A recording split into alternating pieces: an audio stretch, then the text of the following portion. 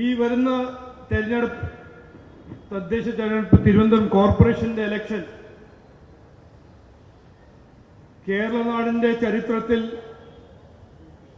തിരുവനന്തപുരം കോർപ്പറേഷന്റെ ചരിത്രത്തിൽ ഒരു നിർണായകമായ ഇലക്ഷനായിട്ടാണ് ജനങ്ങൾ കാണുന്നത്. എന്തുകൊണ്ടെന്ന് ചോദിച്ചാൽ,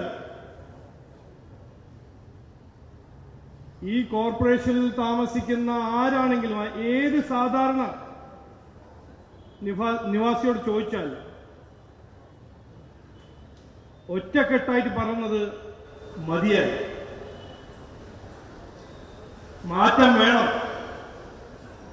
ആ മാറ്റം കൊണ്ടുവരാൻ കഴിവുള്ള ഒറ്റ പാർട്ടി BJP NDA ആണ്, ഒറ്റ മുന്നണി NDA ആണെന്ന് ജനങ്ങൾ തീരുമാനിച്ചു.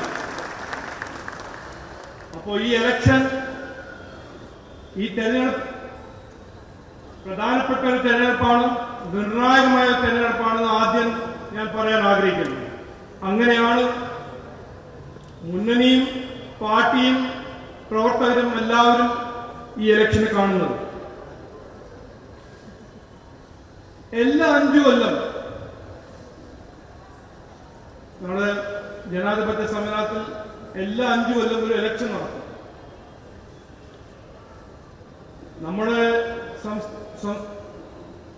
നമ്മുടെ തിരുവനന്തപുരം കോർപ്പറേഷനിലും എല്ലാ 5 കൊല്ലം നടന്നു. നമ്മുടെ നാടിലും എത്രയോ കാലമായി ഇലക്ഷൻ നടക്കുന്നു. CPM വരുന്നു, കോൺഗ്രസ് പോകുന്നു, കോൺഗ്രസ് വരുന്നു, CPM പോകുന്നു. എന്നാൽ ഈ ഇലക്ഷന്റെ എന്താണ് ഏറ്റവും പ്രധാനപ്പെട്ട ഒരു ഇഷ്യൂ? ഈ ഇലക്ഷൻ നടക്കുമ്പോൾ ജനങ്ങൾ എന്ത് നോക്കിയിട്ട്, എന്ത് കണ്ടിട്ട്, എന്ത് മനസ്സിലാക്കിയിട്ടാണ് വോട്ട് കൊടുക്കുന്നത്? അവരുടെ പ്രശ്നങ്ങൾ പരിഹരിക്കാൻ ഒരു പാർട്ടി ഭരിക്കണം, അല്ലെങ്കിൽ അവരുടെ വാർഡിൽ, അവരുടെ പഞ്ചായത്ത്, മുനിസിപ്പാലിറ്റി, കോർപ്പറേഷൻ ഭരിക്കുന്ന ആ പാർട്ടി അവരുടെ പ്രശ്നങ്ങൾ പരിഹരിക്കാൻ അധ്വാനിക്കും, അവരുടെ ജീവിതത്തിൽ വ്യത്യാസം കൊണ്ടുവരും. ഇതെല്ലാം വിചാരിച്ചിട്ടാണ് അവർ വോട്ട് കൊടുക്കുന്നത്. പക്ഷെ ഇവിടെ നടക്കുന്നത് എന്താണ്? ഇതുവരെ നടന്നത് എന്താണ്? 10 കൊല്ലം മുമ്പ് ഇവിടെ ഒരു വാഗ്ദാനം കൊടുത്ത് വോട്ട് നേടിയ പാർട്ടിയാണ് CPM. എല്ലാം ശരിയാവും, അതായത് വാഗ്ദാനം. അന്ന് ഇന്നത്തെ ബഹുമാനപ്പെട്ട മുഖ്യമന്ത്രി പ്രതിപക്ഷ നേതാവായിരുന്നു. എല്ലാം ശരിയാവും, കോൺഗ്രസിന്റെ അഴിമതി ഞങ്ങൾ നിർത്തും, സർക്കാരിൽ മാറ്റം കൊണ്ടുവരും, ഇതെല്ലാം പറഞ്ഞ് എല്ലാം ശരിയാവുമെന്ന് പറഞ്ഞ 10 കൊല്ലം കഴിഞ്ഞിട്ട് ഇന്ന് എന്താണ് ശരിയായത്? തിരുവനന്തപുരം കോർപ്പറേഷൻ 10 കൊല്ലം ഭരിച്ച CPM-ന്റെ, ഞാൻ അങ്ങനെ റിപ്പോർട്ട് കാർഡ് കൊടുക്കാൻ പോകുന്നില്ല, തരാൻ പോകുന്നില്ല. എന്നാൽ കുറച്ച് കാര്യങ്ങൾ നമ്മൾ ശ്രദ്ധിക്കണം. 10 കൊല്ലം ഭരിച്ചു എല്ലാം ശരിയാവും എന്ന് പറഞ്ഞ് വോട്ട് നേടിയ ഭരണ സർക്കാരാണ് 10 കൊല്ലം ഭരിച്ചത്. ഇന്നും 5.5 ലക്ഷം വീട്ടിൽ കുടിവെള്ളമില്ല. തലസ്ഥാനമാണത്, നാടിന്റെ തലസ്ഥാനമാണ്. എല്ലാം ശരിയാവും എന്ന് പറഞ്ഞ് വോട്ട് നേടിയ സർക്കാരാണ്. തലസ്ഥാനത്തിന് 5.5 ലക്ഷം വീട്ടിൽ കുടിവെള്ളമില്ല. 204 കോളനികളുണ്ട്, കുടിവെള്ളമില്ല. മാലിന്യം അതിനെക്കുറിച്ച് പറയേണ്ട ആവശ്യമില്ല. ഡ്രെയിനേജ് ഇല്ല. വീടുണ്ടെങ്കിൽ തകർന്നു കിടക്കുന്ന റൂഫ്, വീടും റൂഫുണ്ടെങ്കിൽ കുടിവെള്ളമില്ല. എല്ലാം ശരിയാവുമെന്ന് പറഞ്ഞ് വോട്ട് നേടിയ പാർട്ടി 40% സ്ട്രീറ്റ് ലൈറ്റ് ഇന്നും നടക്കുന്നില്ല. എല്ലാം ശരിയാവും എന്നായിരുന്നു വാഗ്ദാനം. 2 ലക്ഷം തെരുവുനായ ശല്യത്തിന്റെ ഇരകൾ, 2 ലക്ഷം തിരുവനന്തപുരം 5 കൊല്ലത്തിൽ. തെരുവുനായ കഴിച്ച കേസസ്. മാലിന്യം, അതിനെക്കുറിച്ച് ഞാൻ പറയേണ്ട ആവശ്യമില്ല, നിങ്ങൾക്ക് എല്ലാവർക്കും അറിയാം. അതിലൊരു സിസ്റ്റം ഇല്ല. അപ്പൊ എല്ലാം ശരിയാവും എന്ന് പറഞ്ഞ് വോട്ട് നേടിയ സർക്കാർ 10 കൊല്ലം കഴിയുമ്പോൾ ഇതാണ് അവർ വെച്ചിരിക്കുന്നത്. പിന്നെ സംസ്ഥാനത്തിന്റെ ലെവലിൽ എന്താ ചെയ്തിരിക്കുന്നത് ഞാൻ പറയേണ്ട ആവശ്യമില്ല. കടം വാങ്ങാണ്ട് മുമ്പോട്ട് പോകാത്ത സ്ഥിതിയാണ് നമ്മുടെ സ്റ്റേറ്റ്. എന്നിട്ട് ശബരിമലയിൽ ഇന്നലെ കണ്ടല്ലോ, ദേവസ്വം ബോർഡിനെ ദല്ലാൽമാരുടെ സ്ഥാപനമാക്കി മാറ്റിയതാണ് ഈ കഴിഞ്ഞ 10 കൊല്ലം അവരുടെ അച്ചീവ്മെന്റ്. പക്ഷെ ജനങ്ങളുടെ പ്രശ്നങ്ങൾ പരിഹരിക്കേ അതെന്തിനാ? എലക്ഷൻ വരുന്ന 1 മാസം മുമ്പേ 2 ക്ഷേമ പദ്ധതികൾ അനൗൺസ് ചെയ്യുക, പിന്നെ 2-3 തവണ BJP വർഗീയവാദി പാർട്ടി എന്ന് പറയാ, ജനങ്ങളെ വിഡ്ഢിയാക്കുക, ഇനിയും ജയിക്കുക. ഇതാണ് അവരെ ഒരു രാഷ്ട്രീയ തന്ത്രം. പക്ഷേ അതിന്റെ കാലം ഇനി കഴിഞ്ഞു. ഇനി കാലം പോളിറ്റിക്സ് ഓഫ് പെർഫോമൻസിന്റെ കാലമാണ്. ജനങ്ങൾ ആഗ്രഹിക്കുന്നതാണ്. അവർക്ക് വേണ്ടത് പറയുന്നത് ചെയ്യുന്ന പാർട്ടിയും, ചെയ്യാൻ പോകുന്നത് മാത്രം പറയുന്ന പാർട്ടിയും, ചെയ്ത് കാണിക്കുന്ന പാർട്ടിയും, ജനങ്ങളുടെ പ്രശ്നങ്ങൾ പരിഹരിക്കുന്ന പാർട്ടിയും, നാടിനെ നന്നാക്കുന്ന രാഷ്ട്രീയവും, കുട്ടികളുടെ ഒരു നല്ല ഭാവി സൃഷ്ടിക്കുന്ന, അതിനുവേണ്ടി പ്രവർത്തിക്കാൻ തയ്യാറുള്ളൊരു പാർട്ടി.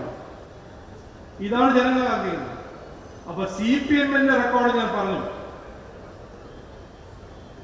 ഇനി നമ്മുടെ കോൺഗ്രസ്, CPM-ന്റെ ഒരു ബി ടീമായ കോൺഗ്രസ് പാർട്ടിനെ കുറിച്ച് നമുക്ക് 2 വാക്ക് സംസാരിക്കാം.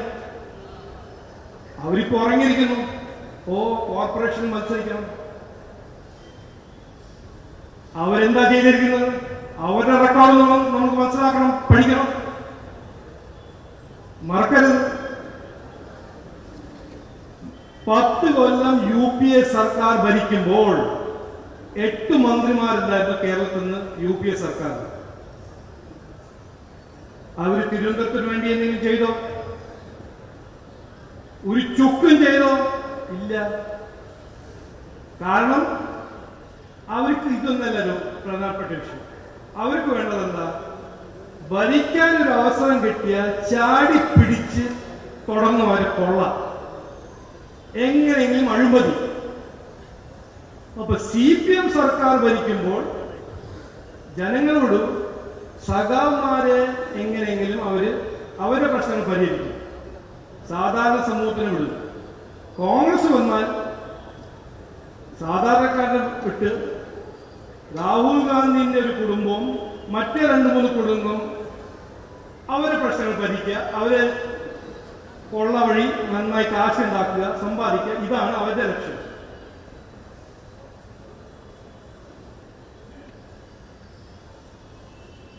ഞാൻ 2-3 ദിവസമായിട്ട് കേൾക്കുകയാണ്, ശബരിമലയെ കുറിച്ച് കോൺഗ്രസ്സുകാർ വിളക്ക് കൊളുത്തുന്നു, ഓരോരോ കാര്യങ്ങൾ ചെയ്യുന്നു.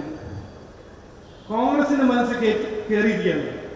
ഇതൊരു വലിയൊരു പൊളിറ്റിക്കൽ ഒരു ഓപ്പർച്യൂണിറ്റി, രാഷ്ട്രീയ അവസരമാണ് ഞങ്ങൾ പിടിക്കാൻ ശബരിമല.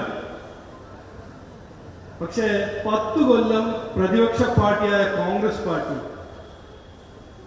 ഈ നാടിന്റെ ജനതയ്ക്ക് വേണ്ടി എന്ത് ചെയ്തു, എന്ത് ചെയ്തില്ല എന്ന് അതിന്റെ കണക്ക് ഈ ഇലക്ഷൻ നമ്മൾ ഡിസ്കസ് ചെയ്യണം.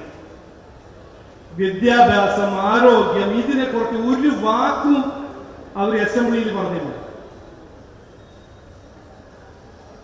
ജനങ്ങൾ വിഷമങ്ങളോ അതിനെക്കുറിച്ച് ഒരു ബഡ്ജറ്റ് ഡിബേറ്റിൽ, അസംബ്ലിയുടെ ബഡ്ജറ്റ് ഡിബേറ്റിൽ കോൺഗ്രസ് എന്തെങ്കിലും പറഞ്ഞിട്ടുണ്ടോ?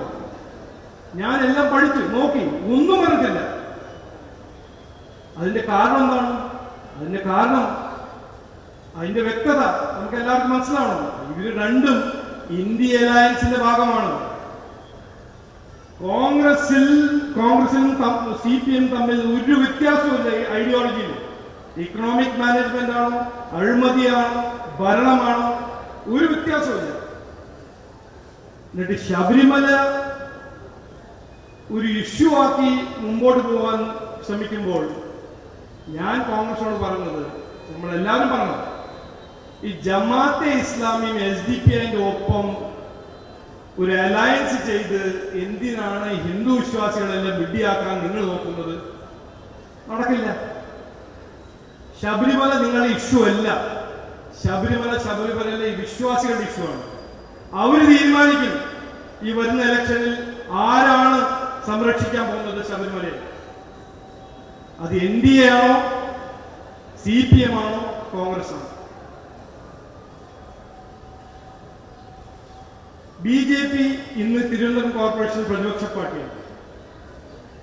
ഞാൻ ആദ്യം പറയാൻ ആഗ്രഹിക്കുന്നത്, ഈ 101 NDA സ്ഥാനാർത്ഥി മാത്രമല്ല, പൊതുസമൂഹത്തിനെ സേവിക്കാൻ, ജനങ്ങളെ സേവിക്കാൻ ഇറങ്ങുന്ന പ്രവർത്തകരാണ്. ഞങ്ങളുടെ രാഷ്ട്രീയം ജനസേവയാണ്, ജനങ്ങൾക്ക് വേണ്ടി പ്രവർത്തിക്കാനാണ്, അവരെ പ്രശ്നങ്ങൾ പരിഹരിക്കാനാണ്. അതിനു വേണ്ടിയിട്ടാണ് 101 NDA സ്ഥാനാർത്ഥി എന്ന് പറഞ്ഞത്.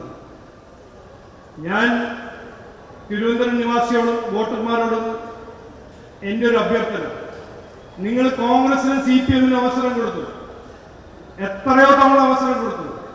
അവർ എന്ത് ചെയ്തു, അവർ എന്ത് ചെയ്തില്ല നിങ്ങൾക്കറിയാം. BJP കഴിഞ്ഞ 10 കൊല്ലമായിട്ട് പ്രതിപക്ഷ പാർട്ടിയാണ് തിരുവനന്തപുരം കോർപ്പറേഷൻ. ഞങ്ങൾ എല്ലാ അഴിമതി കേസിനെയും എക്സ്പോസ് ചെയ്തു.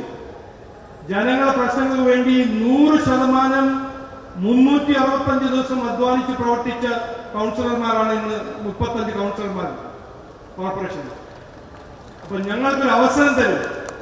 ഒരു അവസരം തന്നാൽ ഞങ്ങൾ കാണിച്ചു തരാം. ഈ വികസിത തിരുവനന്തപുരം ആ കാഴ്ചപ്പാട് സൃഷ്ടിക്കാൻ ഞങ്ങളുടെ കഴിവും താല്പര്യവും ഞങ്ങൾ കാണിച്ചു തരാം. ഞങ്ങളുടെ പിന്തുണ, ഞങ്ങൾക്ക് കിട്ടുന്ന പിന്തുണ നരേന്ദ്രമോദിജിയാണ്. ഡബിൾ എഞ്ചിൻ സർക്കാർ ബീഹാറിൽ കണ്ടല്ലോ.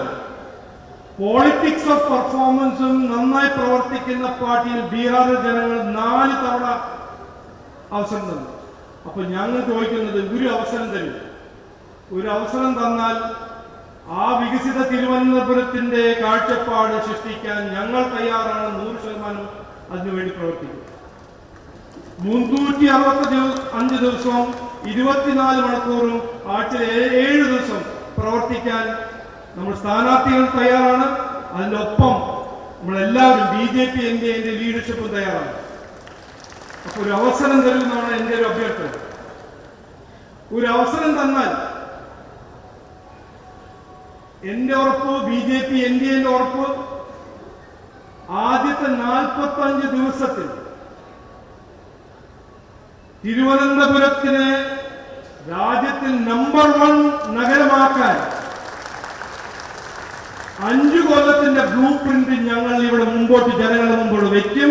നരേന്ദ്രമോദിജി നമ്മുടെ പ്രധാനമന്ത്രി വന്ന് ആ ബ്ലൂ പ്രിന്റ് മുമ്പോട്ട് വയ്ക്കും. ഞങ്ങൾ ഉറപ്പ്. എല്ലാ കൊല്ലം ഞങ്ങൾ ഒരു റിപ്പോർട്ട് കാർഡ് ജനങ്ങളുടെ മുമ്പിൽ അവതരിപ്പിക്കും. ഈ കൊല്ലം ഞങ്ങൾ എന്ത് ചെയ്തു അത് ഞങ്ങളുടെ മുമ്പിൽ വെച്ച് അടുത്ത കൊല്ലം എന്ത് ചെയ്യാൻ പോകുന്നു, 5 കൊല്ലം ഞങ്ങൾ അത് ചെയ്യും. ഓരോരോ നയാ പൈസ ബഡ്ജറ്റിൽ, ഓരോരോ നയാ പൈസ, ഓരോരോ രൂപത്തിന്റെ കണക്ക് എല്ലാ കൊല്ലം ജനങ്ങളുടെ മുമ്പിൽ ഞങ്ങൾ അവതരിപ്പിക്കും. അഴിമതി രഹിത ഭരണം ഞങ്ങളുടെ ഗ്യാരണ്ടിയാണ്, ഞങ്ങളുടെ ഉറപ്പാണ്. AI ഡിജിറ്റൽ ടെക്നോളജി ഉപയോഗിച്ചിട്ട് ഈ അഴിമതി ഇവിടെ ഉണ്ടാവില്ല. ഭരണത്തിൽ അഴിമതി ഞങ്ങൾ 0% ആക്കും. എല്ലാ വാർഡിലും ഒരു CSC സെന്റർ, എല്ലാ വാർഡിലും ഒരു പ്രൈമറി ഹെൽത്ത് സെന്റർ, നല്ല മോഡേൺ ആധുനികമായ പ്രൈമറി ഹെൽത്ത് സെന്റർ. ഇതെല്ലാം ചെയ്യാൻ ഞങ്ങൾക്ക് കഴിവുണ്ട്, താല്പര്യമുണ്ട്. ഞങ്ങൾക്കൊരു അവസരം തരണം. ബീഹാറിലെ ജനങ്ങൾ അവര് എക്സ്പീരിയൻസ് ചെയ്തത് ഡബിൾ എഞ്ചിൻ സർക്കാരാണ്. തിരുവനന്തപുരം കോർപ്പറേഷനിൽ NDA ഭരിക്കാൻ തുടങ്ങിയാൽ ഇവിടെയും ആ ഡബിൾ എഞ്ചിൻ സർക്കാർ വരും എന്ന് ഞാൻ പറയാൻ ആഗ്രഹിക്കുന്നു, ഉറപ്പു തരാൻ ആഗ്രഹിക്കുന്നു. അവസാനം എനിക്ക് പറയാൻ എൻ്റെ ഒരു പേഴ്സണൽ ഒരു പോയിന്റാണ്. 1.5 കൊല്ലം മുമ്പ് ഞാൻ ഇവിടെ വന്ന് മത്സരിച്ചു. നരേന്ദ്രമോദിജി എന്നോട് ചോദിച്ചു, കേരള തലസ്ഥാനത്തിൽ നിങ്ങൾ മത്സരിക്കാൻ താല്പര്യമുണ്ടോ ലോക്സഭ? അപ്പൊ ഞാനത് മത്സരിക്കാൻ താല്പര്യമുണ്ട് സാർ, തരൂ. ഞാൻ വന്നു, മത്സരിച്ചു. CPM കോൺഗ്രസിന്റെ ആ ഒരു ഫിക്സ് മാച്ച് കാരണം 8000 വോട്ടുകൊണ്ട് ഞാൻ തോറ്റു. സാരില്ല, സങ്കടമില്ല, ഞാൻ വന്നല്ലോ. പക്ഷേ അന്ന് ഞാൻ മുമ്പോട്ട് വെച്ചൊരു വികസന കാഴ്ചപ്പാടുണ്ടായിരുന്നു. എനിക്കൊരു സങ്കടം ഉണ്ടെങ്കിൽ ഇലക്ഷൻ തോറ്റപ്പോൾ ആ വികസനം തിരുവനന്തപുരത്ത് നടപ്പിലാക്കാൻ എനിക്ക് ഒരു അവസരം കിട്ടിയില്ല എന്ന് മാത്രമായിരുന്നു സങ്കടം. 1.5 കൊല്ലം ഒന്നും നടന്നില്ല. കാരണം ഇവിടുത്തെ MP പിന്നെ ഗ്ലോബ് റോട്ടറല്ലേ. ആ ഒരു കാഴ്ചപ്പാടും ആ ഒരു വിഷൻ, വികസിത തിരുവനന്തപുരത്തിന്റെ വിഷൻ അന്ന് വെച്ചത് ഇന്ന് എനിക്കൊരു അവസരം കിട്ടുമെന്നാണ് ഞാൻ നിങ്ങളോടെല്ലാവർക്കും പറഞ്ഞ അഭ്യർത്ഥിക്കുന്നത്. ഞാൻ ചെയ്തില്ലെങ്കിലും ഈ 101 സ്ഥാനാർത്ഥി കൗൺസിലറായി അവർ ആ വികസിത അനന്തപുരിന്റെ കാഴ്ചപ്പാട് സൃഷ്ടിക്കും. അവർക്കൊരു അവസരം തരണം എന്ന് പറഞ്ഞ് ഞാൻ വാക്കു ചുരുക്കുന്നു. എല്ലാവർക്കും നമസ്കാരം, നന്ദി. ഭാരത് മാതാ കി, ഭാരത് മാതാ കി.